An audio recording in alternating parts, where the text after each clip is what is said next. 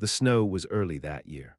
October barely halfway through, and already the wind howled down from the high passes like it had murder in its lungs. Ash Hargrove stood at the edge of his property, one gloved hand resting on the top rail of the frostbit fence, eyes fixed on the tree line where the cottonwoods thinned and the dark evergreens loomed. Behind him, the prairie rolled wide and white, quiet except for the creak of wood and distant caws of carrion birds. It had been 3 winters since the fever took his wife and daughter. The doctor from Bent Creek came too late and brought little more than kind words and a flask that smelled like rot gut. Ash buried them both on the hill that faced the morning sun. After that he spoke little, rode to town only when the cattle needed selling or the whiskey ran dry. The ranch, once full of laughter, cooking smoke, and the small boots of a child, was quiet now, and Ash liked it that way. He didn't trust peace that didn't come from silence. That morning he found the barn door open, just enough to let in a sliver of wind and suspicion. He was halfway through saddling his bay mare when he saw the tracks in the snow, bare feet, one set, leading in, none out. The mare twitched under his hand. Ash reached for the Winchester by the stall post and stepped slow into the barn. She was in the loft, slumped against a stack of hay, dried blood crusted along the inside of her left thigh, one hand clamped to her abdomen. Her coat was torn, patched denim, and her skin pale as candle wax. Her breath came shallow, but she didn't startle, didn't move, just looked at him as if she'd been waiting. Ash didn't speak. He watched her eyes, watched her breathing, watched the way one of her boots was missing and her shoulder hung wrong, like it had taken a fall. She hadn't been there long. The blood hadn't dried fully, a day at most, and someone had tried to kill her. He stepped forward, slow. "That bullet for me?" he asked. Her mouth moved, but nothing came out. Her eyes fluttered. She blinked, then nodded, slow as a falling leaf. Ash lowered the rifle. Then, against every instinct stitched into him by grief and time, he climbed the ladder and knelt beside her. "Why didn't it?" he asked. Her lips cracked in a grimace he couldn't name. "Didn't aim right," she whispered. Then she passed out. He should have let her die. Let the cold finish what the bullet didn't. It would have been easier, cleaner. But he carried her to the house, laid her on his dead wife's bed, and boiled water. He stitched what he could and wrapped what he couldn't. The wound on her side was clean through, but high enough to miss the gut. She'd been lucky, or unlucky, depending on how you looked at it. By nightfall she was fevered and mumbling. Names, none he recognized. At one point she reached for him, fingers curling weakly. "Don't let him, please, don't let him." Ash stayed by the bed and fed the fire, watched the snow crawl higher up the windows, and listened for horses that never came. In the days that followed, she healed slow, woke on the third day with her jaw clenched and eyes wary. "Name's Ash," he told her. "This is my place. You came here with a hole in your belly and a bullet meant for me. You want to explain that?" She didn't answer, just stared at him with a stillness that reminded him of things out in the woods before they bolt. He didn't press, he fed her, kept the wound clean, let her walk when she was steady enough to try. She moved like someone who'd run a long way from something and didn't quite believe she was safe. On the 7th day, she finally spoke more than 2 words. "My name's Mara." Ash poured coffee, set the mug on the table beside her. "You gonna tell me who sent you?" She shook her head. "You still mean to kill me?" "No," she said, and her voice held enough conviction that Ash didn't press further. But he didn't put the rifle away either. That night he stood out on the porch with a cigar and his thoughts. The moon hung low over the ridge. The silence around the ranch was brittle. Something was coming. He could feel it. And the woman inside his house was at the heart of it. When he came back in, she was sitting by the fire, blanket over her legs, cradling a mug in both hands like she needed its warmth more than the drink. "I didn't know your name," she said. What? When I took the job, I didn't know it was you. Ash sat in the chair across from her. Who gave the job? She didn't answer. He nodded slowly. You plan on staying. I got nowhere else. Ash watched the firelight flicker across her face. She had a scar near her temple, half hidden by the hair, faint but deep, the kind you get from glass or metal. Her hands were rough, not from labor but from survival. You stay, he said. You work. I don't keep freeloaders. Myra nodded. Neither of them spoke again that night, but the next morning she was in the barn feeding the horses. Slow, favoring her side but moving, and Ash didn't tell her to stop. That first week passed in cold wind and silence, but it was the kind of silence that had weight to it, something old, something earned, and in it they both began to breathe again. What neither of them said, what neither of them could say, was that they'd both been marked, by grief, by violence, by the long, black road behind them. And now, whether they wanted it or not, that road was twisting forward together. The cold deepened as November edged closer, and with it came the line days. The cattle moved slow, crusted with snow, their breaths huffing out in ghostly plumes as Ash and Mara ran the line each morning. She didn't speak much on horseback, but she rode well, with the stiffness of someone whose body had been broken before and mended badly but still held together through will alone. Ash didn't ask her again about the bullet or who sent her. He figured if she was going to kill him, she would have done it by now. And if someone else meant to finish the job, they'd have to cross the ridge, and that meant he'd see them coming. One morning the trail fence was down near the northern boundary. Hoofprints, not his, two horses, light riders, maybe more watching from the pines. Ash didn't say anything to Mara until they were back at the ranch, warming their hands over a pan of beans. We had visitors, he said. She didn't look up. You think they'll come back? I think they didn't get what they were looking for. That night he loaded the Henry and set it beside the door. Mara cleaned a pair of old Colts he hadn't seen touched in years, said nothing while she did it, but her hands moved like they remembered. She stripped them down, oiled the cylinders, polished the grips, then slid one under her pillow when she turned in for the night. Ash didn't sleep much after that. By the second snowfall, they were speaking more, not about the past, but small things, fences, horses, the weather. She asked about his brand, and when he told her the H-bar, she traced it with her finger into the frost on the window pane. A simple, she said. A suits me. One night after supper, she stood at the sink scrubbing tin plates and said, I was raised in a mining town near Crater Gulch.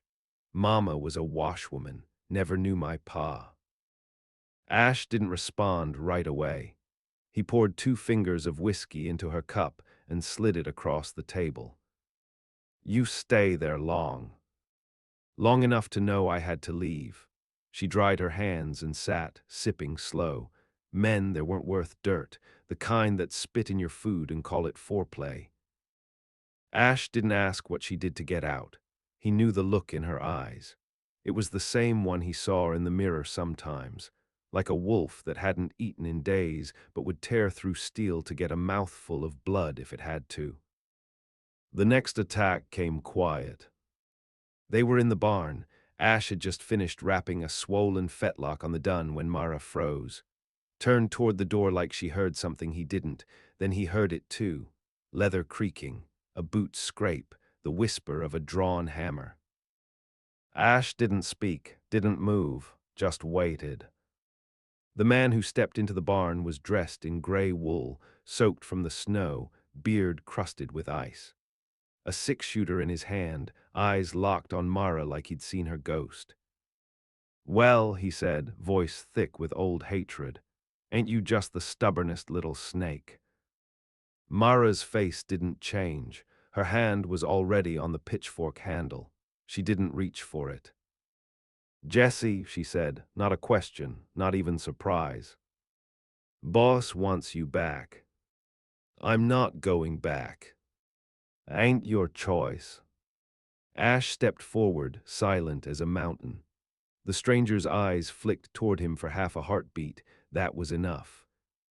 Mara moved first. The pitchfork came up hard, fast. The man dodged, fired once. The bullet punched into the barn wall just above Ash's shoulder. Ash didn't flinch. His hand was on the tool rack. He pulled the hammer down with a weighty, final swing and brought it against the man's wrist. Bones snapped like dry wood.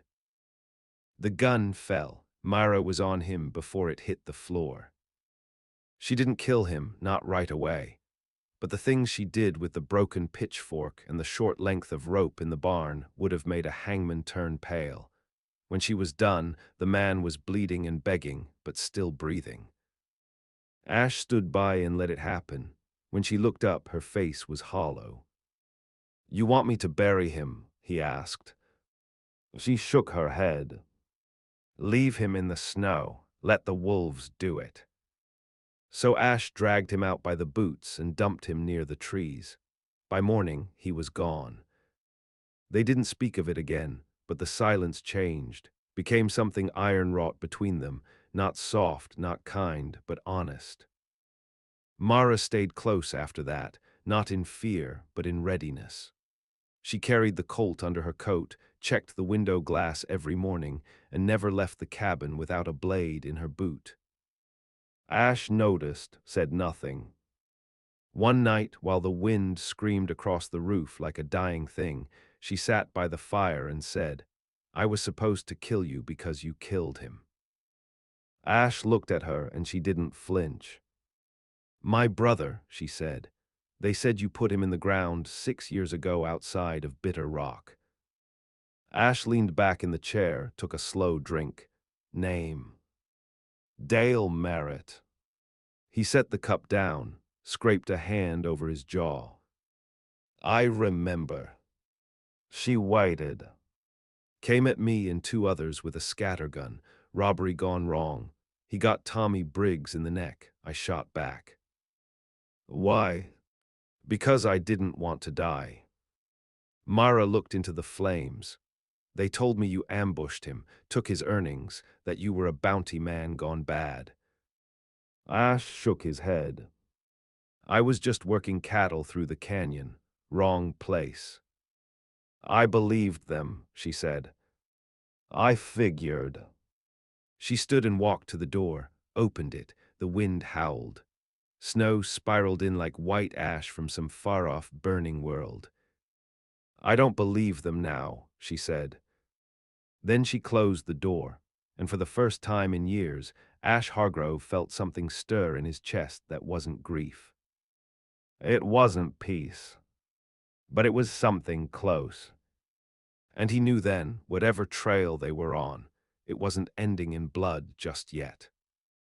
Winter stretched long, brittle, and bone-deep. The snow came heavy in December, stacking high on the fence posts and swallowing the outer pastures. The ranch shrank down to the house, the barn, the shed, 3 islands in a white sea, and Ash and Mara became the only souls for miles. The silence grew thicker than before, but not the lonely kind. This one felt like breath held before a storm. By day they worked, feeding stock, chopping wood, breaking ice from the troughs. By night they sat in the flickering light of oil lamps, sharing whiskey and small talk that felt less forced than it used to. Ash noticed how she moved now, always with a hand near her belt, a glance toward the window. The kind of readiness a woman earns from being hunted, but she smiled sometimes, just enough to remind him that whoever she used to be, she wasn't only made of scars. One evening, she asked about the photograph on the mantel. It was faded and curled at the corners, the last one taken before the fever. It showed a woman in a plain dress and a girl of maybe 7, grinning, gap-toothed, clutching a daisy in her fist. "Your family," Mara said. Ash gave a nod. "They died here." "Yes." "Was it slow?" Ash looked out the window. Some things are. He expected her to stop there, but she leaned forward, her voice low. I had a daughter once. That pulled his eyes back. She came early, took her first breath in the dark behind a butcher's shop. I cut the cord myself with a knife still wet from the man I'd run through that same night. She lived 3 weeks. Ash said nothing. Never knew her name, Mara said. Didn't give her one. Figured it was cruel to name something destined for the dirt. She stood then, went to the window. Snow tapped the glass like fingers. They don't tell you what it takes to crawl back from that, what it does to you, how the body goes on, but the soul. She stopped.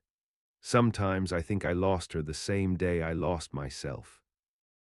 Ash poured another drink, not for himself, for her, set it on the table. She came back and drank it without a word. January brought ice storms. The wind ripped shingles from the roof and snapped fence rails like kindling. One morning the stock was gone, spooked or stolen, it wasn't clear.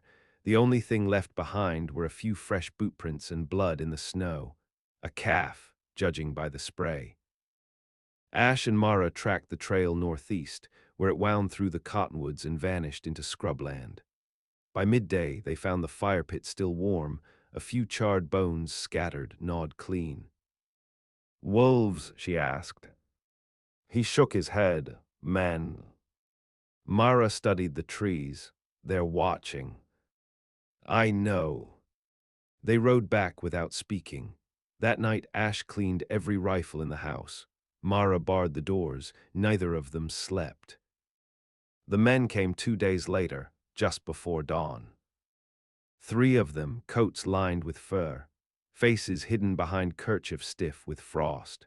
One rode straight up to the porch and knocked like it was Sunday and he was calling on neighbors. Ash opened the door with the rifle resting in his arms. "You lost." The man grinned beneath his scarf. "Heard there's a woman here, wanted for a debt." "No women here but ghosts." "Ghosts don't blade." Ash stepped onto the porch. Mara was already behind the window with the Winchester leveled. The lead man's eyes narrowed. "We don't want no trouble." Ash spat into the snow. "Then ride out before it finds you." The man made a motion like he was going to reach for something. Ash shot him through the thigh, quick and clean. He went down screaming. The second man raised a pistol. Mara's shot caught him high in the collarbone, spun him half around before he hit the ground twitching. The third turned and bolted, horse kicking up snow as it vanished into the trees. Ash knelt beside the wounded one, pulled the scarf down, a kid, no more than 20, pale, wide-eyed. "Who sent you?" The boy swallowed hard. He called himself Lang, said she'd be here, said if we brought her back alive we'd get 100 each. "Where is he?" "Cripple Branch, runs the saloon there. The upper floor has men." Ash nodded, then pistol-whipped the boy hard enough to make him forget his own name. Mara stood in the doorway, face unreadable. "I know Lang," she said. Ash looked at her. "He's the one who owned me, bought my silence, sold my body, sent Jesse." Ash tied the wounded man to the fence and let the cold start its work. "We ride at first light," he said. The snow softened just enough by dawn to make travel possible. Ash packed light, 2 rifles, extra rounds, a coil of rope, a skin of whiskey. Mara took the Colts, a sawed-off tucked under her coat, and a length of wire she braided into her hair like it was nothing more than decoration. They didn't speak on the ride out. Cripple Branch sat nestled in a low draw between 2 black ridges, a mean town with a meaner memory. Ash hadn't been there in years. Last time he'd pulled a man from the river with a boot full of rocks and a bullet between the teeth. The saloon hadn't changed, still leaned sideways like a drunk too stubborn to fall. Upstairs, the windows were shuttered, the light behind them dim. Ash tied the horses by the livery and checked the revolver. "You sure?" he asked. Myra gave a faint smile. I was sure the moment I missed that shot. They went in through the front, slow. The barkeep froze when he saw them. Mara pointed to the stairs. Still up there.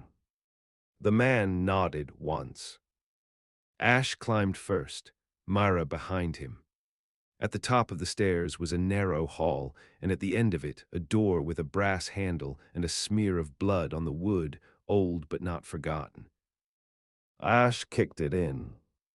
Lang was fat now, his hair thinning, eyes sunken, but still slick in the way vermin stay slick. He reached for the derringer on the desk. Mara shot him through the hand. He screamed, dropped it. Ash stepped aside. Mara entered slow. You remember me. Lang whimpered, you were one of the quiet ones. She shot him in the kneecap. He went down hard, dragging blood across the floor. I stayed quiet, she said, because you took the girl from me, took my name, took my light. She crouched beside him, pulled something from her coat. It was a coin, brass, worn smooth. You gave this to me, said I'd earned it. She forced it between his teeth, then fired once through his neck. He died choking on his own payment. They left Cripple Branch before noon, rode hard and didn't look back. When the ranch came into sight again, Ash looked at Mara. You done running? She nodded, but not done yet. He didn't ask what came next. She'd tell him when it was time. The thaw came late. March clawed into April before the snow began to loosen its grip on the high plains. Creeks swelled and burst their banks, carving new lines in the mud where once had been pasture. Ash rebuilt what he could, fencing, broken rafters, the west side of the barn where an ice slab had torn through like a blade. Mara worked beside him, sleeves rolled, boots slick with thawed clay, her silence now companionable rather than guarded. There were no more ambushes, no distant shots. The kind of violence that had followed her like a shadow seemed, for the moment, dispelled, but the absence of threat did not mean peace. It meant preparation. In the nights that followed their return from Cripple Branch, Mara changed. Not outwardly, her tasks remained the same, but in posture, in the way she kept a ledger now, wrote names in a small leather book she never let out of reach. She practiced shooting more. Not at bottles or fence posts, but at crude wooden silhouettes she built herself, shaped like men with arms spread in mock surrender. Ash said nothing. He knew the difference between justice and closure. Mara wasn't seeking either. She was refining purpose. One evening, as the sun dropped behind the ridge and turned the snowfields to flame, she laid the book open on the kitchen table. Ash didn't ask, but she turned it toward him anyway. 4 names were written in her hand. Jesse crossed out. Lang crossed out. Boone Riser. Etta Vane. Ash studied them. You hunting the rest. I am. You want help. She looked at him carefully. You sure you're not done with killing? He considered that, not when it's earned. Myra closed the book. The first was Boone Riser, a former Pinkerton-turned bounty broker, dismissed for brutality, now operating out of the Red Valley Station north of the Snake River. According to Mara, Boone had been the one to buy her debt from Lang when the saloon ran dry. She escaped before the transfer. The bullet she brought to Ash's barn was payment meant for Riser's side of the deal. They left the ranch under a hard sky, rode east until the land broke into hills and sagebrush, the roads wet and wheel-cut from wagon traffic. Red Valley was a cluster of mining shanties and one rail house, the kind of place where men drank standing and didn't ask names. Ash posed as a stock buyer. Mara kept her hat low and worked the saloons upstairs, slipping room to room until she found what she needed. They struck just before midnight. Boone was alone in the bathhouse, soaking in a zinc tub like a pig waiting for slaughter.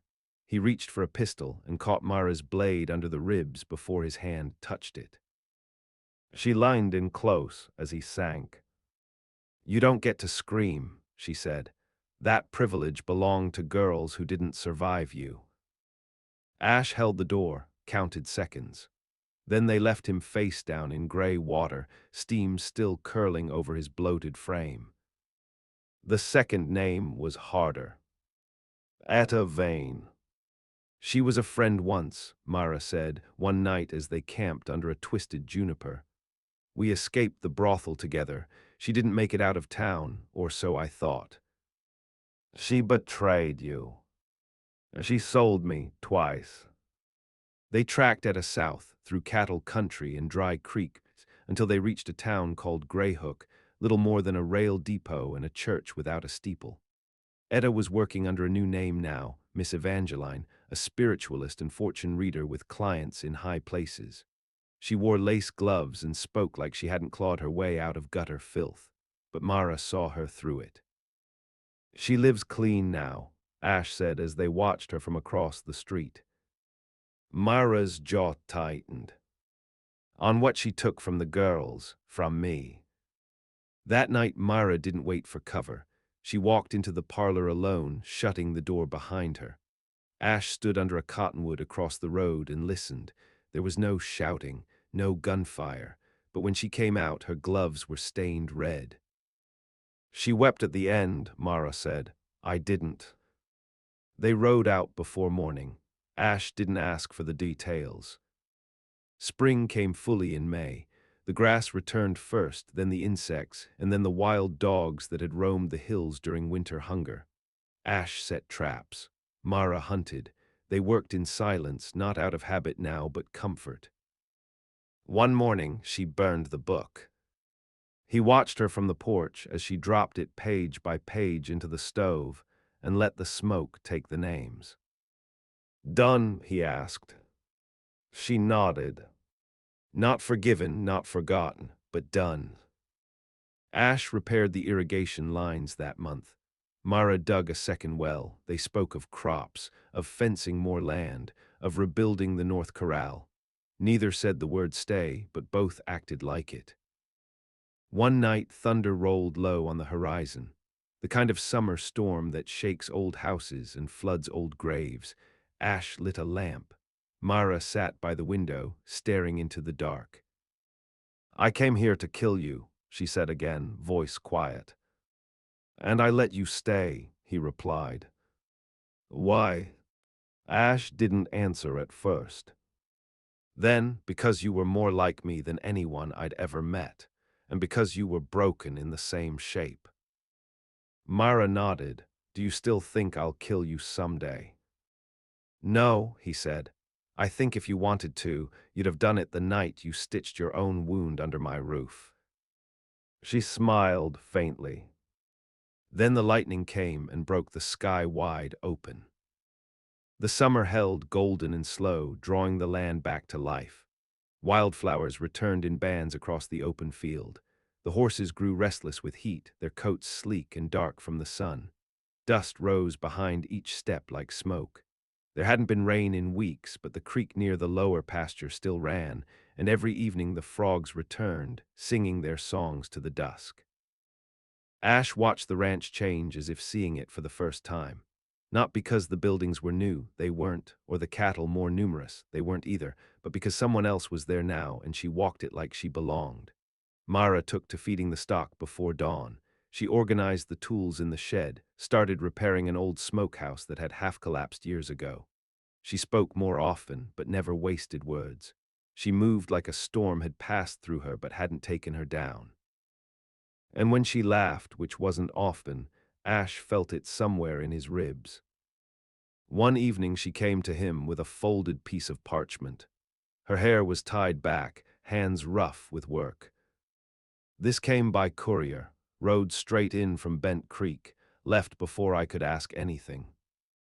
Ash opened the paper, read the ink twice, then again. What is it? She asked. They're selling the Hargrove land, south section. Government's carving a rail spur through it. If I don't buy it outright, they'll cut it in two. She watched his face. You care about it. I buried my wife on that ridge, he said. I'd rather dig up my own bones than let them run iron through her grave. Mara nodded. Then we'll ride to town, sign the deed. We'll make them take our gold before they take our soil. Ash looked up. Away. You think I've been fixing fences for nothing. They rode in under heat haze. Bent Creek was swollen with travelers, full of sweat and dust and talk. At the land office, the man behind the desk tried to rush them, said the surveyors were already laying stakes. Myra set a sack of coin on the table with a sharp thump. That'll cover it, she said. He eyed her, then Ash nodded. It's yours, but it won't stop them from coming closer. Ash leaned in. Let them come close. They step foot on Hargrove land, they won't step off it. They left the office in silence. At the general store, Ash bought nails and wire. Mara lingered by the notice board, scanning it like she was reading the future. One poster caught her eye. Her fingers hovered, then dropped. She turned away. That night they camped outside town under a squat hill where the wind felt sharp, and the air tasted of dust and sage. Ash poured the last of the coffee. Mara watched the fire. You ever think it could have gone different? She asked. Yeah, every damn day. She looked at him. You think we'd still be here if I hadn't taken that bullet? No, Ash said, but I think the bullet was always going to find someone. Maybe it just found the wrong killer. Mara smiled at that. I was a shadow when I came here. You were never a shadow, he said. You were just walking through the dark. The next week passed quiet. They dug new post holes, split logs. Mara carved a handle for a rusted hatchet and sharpened it until it whistled through the air. One afternoon, a rider came up the south road. Ash saw the glint of a badge on his chest, but not the government kind. The man dismounted slow, polite, hands empty. You Ash Hargrove? He asked. I am. The rider looked at Mara. You the woman called Mara Lark. She stepped forward, shoulders square. Depends. He pulled a folded telegram from his coat. Lang's holdings were seized. Boone's brother made noise down in Calais, some people asking questions. Seems a lot of men who did a lot of wrong died awful quick these past months. You wouldn't know anything about that, would you? Mara tilted her head. You looking to arrest me? No, ma'am, he said. Just wanted to shake your hand. She didn't offer it. He nodded once, turned, and rode off. Ash watched the trail of dust fade. Mara didn't move. You sure you're done? He asked. I'm sure, she said, and it was the first time her voice didn't carry weight behind it, just air and certainty. That night they cooked over the fire, drank from the same cup. She slept in his bed, and this time it wasn't because she was broken. It wasn't because she was hiding. It was because the long road was finally behind her. Months passed. The cattle grew fat. The smokehouse worked again. Mara planted beans near the edge of the field and carved her name into the barn wall beneath Ash. On a cool morning in late October, the kind of morning where the mist hugs the earth and the air tastes of metal, they stood on the ridge overlooking the grave. Ash laid a fresh stone, a second one, blank, no name yet. Someday, Mara said, running her fingers over it, you'll have to bury me here. Ash looked at her. You plan on dying before me. She smiled. No, but I plan on dying here. They walked back down the slope together. The ranch behind them was quiet, golden, alive. And for the first time, neither of them felt hunted. They felt home.